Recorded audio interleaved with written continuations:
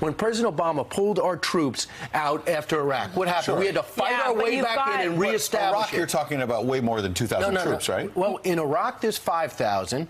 In 2,000 in Syria. Combined, they've managed to do a very good job pushing back on ISIS. Well, why are you surprised? The president said this in the campaign. Stunning. Because why have a defense? He said we're bringing the boys home. Oh, he wants to bring back. He could be wrong, but he promised the Americans he was going to do it. He is doing exactly, if not worse, than President Obama did. What good is re-election if you go ahead and give Syria to Iran, lose Iraq again?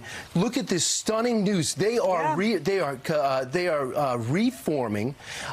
Everyone. This is according to our friends the Kurds. Everyone is upset, sad, and afraid.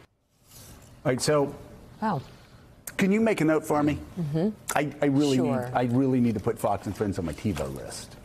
No, the last couple weeks. Yeah. Like, and let me tell you something. What Brian Kilmeade said, that is what somebody in Iowa and New Hampshire is going to be saying against Donald Trump. Of course. You know, everybody criticized Barack Obama for leaving Iraq when the Iraqis wanted us out of there and things seemed like they had calmed down. Even Donald Trump's own administration is saying today they're very concerned by his decision. We're saying 8 days ago, we can't leave. What Brian Kilmeade is saying there, Mika, is the job's not over. We're cutting and running. It's worse than when we cut and run out of Iraq. And how do you, as President of the United States, ignore your Secretary of Defense and just about everybody else on the foreign policy landscape that matters? And in return, you help Vladimir Putin, you help ISIS regain their foothold there, and, my God, you help Iran. You talk about, in 2018, I don't mind saying the word, you talk about an axis of evil. You got the Russians thinking about invading Ukraine right now. You've got the Russians trying to undermine American democracy according to Donald Trump's own intel agencies and his Secretary of the Department of Homeland Security. And we give him that gift. We give Putin that gift. We could not help our enemies any more than Donald Trump did in this one. And Brian Kilmeade's exactly right. It is unspeakable what he's done. And we're walking away from our friends, the Kurds. Yeah. Here's what the president tweeted, Joe. Exactly the opposite of what you're saying. He says, quote, Russia, Iran, Syria, and others are the local enemy of ISIS. We were doing their work.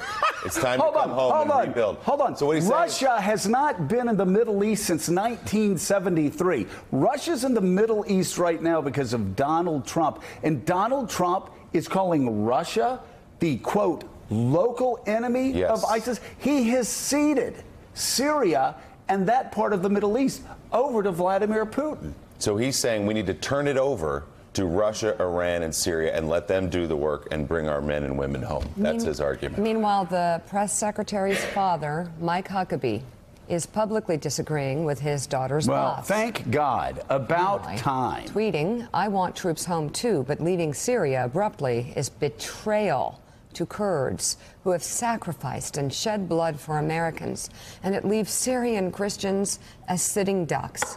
Please, Donald Trump, rethink this. Your friends and supporters hope you reconsider. And I will say this, for the first time probably since we had him on talking about frying squirrels. Frying squirrels in about 10 years, but amen. He's exactly right.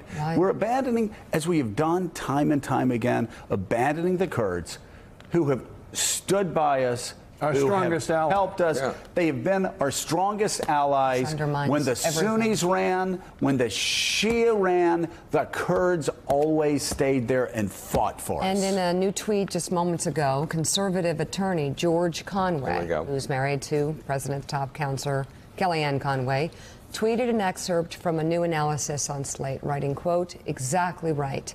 The extent to which Republicans are distancing themselves from the White House is a poor sign for a future where even more of the administration is under investigation. The signs of a collapse are here. The question is, what pushes everything over the brink? I could not agree more. Is David Ignatius still with us? Okay, David Ignatius, again, here we are, we're an hour into this. Yeah. And you've got Steve the Ratner, entire Republican the entire Republican establishment speaking out. You've got even people that aren't part of the Republican establishment, those that have been on the outside fighting in. You got Mike Huckabee out there telling the president to please reconsider. This is a betrayal. American allies consider this a betrayal. As you said, shocked. They're absolutely shocked. And then you have Donald Trump. David, please explain the insanity of this. Donald Trump is now calling Russia a, quote, local in the Middle East. You know, I can only cite some more voices for you, Joe, and I just want to turn to the people who've actually been doing this fight, who I've had a chance to see. Just a couple of snapshots. I'm thinking of a sergeant major I met back in February at the front lines fighting ISIS. Still fighting ISIS. It's a guy who's got 4 Purple Hearts, 6 Bronze Stars.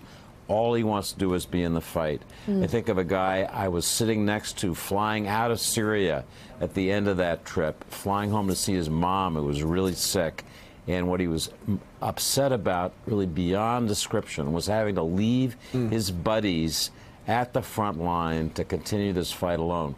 That's what hurts today for the people who've been involved in this fight, is walking away from what they were doing, an unfinished job, and walking away from the Syrian Kurds who they've seen risk their life day after day, and you know, to walk away from that brotherhood of battle for these American soldiers is really painful. And I will say, Mike Huckabee brought up the betrayal of the Kurds, who have been our allies, the betrayal of Syrian Christians, the betrayal of allies all across the region, really the betrayal of Israel, the betrayal of again, all of our allies. And all he's doing is helping Vladimir Putin. Thanks for checking out MSNBC on YouTube, and make sure you subscribe to stay up to date on the day's biggest stories. And you can click on any of the videos around us to watch more from Morning Joe and MSNBC. Thanks so much for watching.